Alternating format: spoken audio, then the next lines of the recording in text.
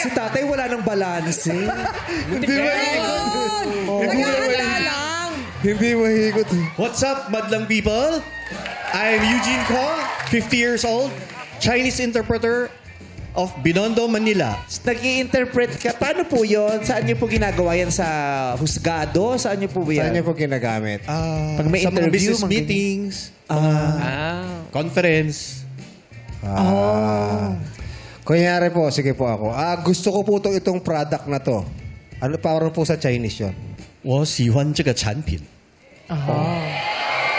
我先讲个上品，我喜欢这个产品。我先想瞧不上进，我先想把它想到的菲律宾 C。我是想把它想到我是菲律宾 C。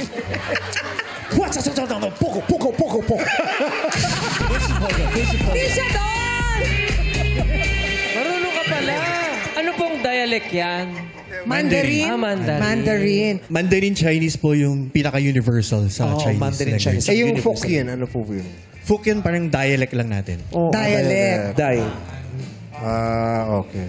Pero si Tatay Eugene, ano po kayo? Chinese po kayo talaga o natutulong kayo ng language kayo nakakapag-interpret po kayo? Pure Chinese talaga ako. Pure Pero Chinese born po in ba? Filipino po. Okay.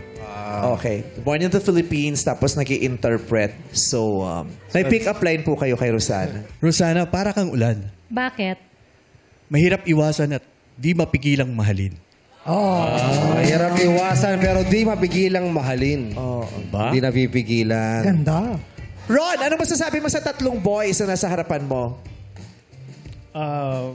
Sino sa tingin mong babagay kay Mami? Actually, lahat po sila mabait eh. Pero Pero sa ngayon, lahat sila pasado kung sakasakaling mag-aano. Pasado po sila lahat. Pasado naman.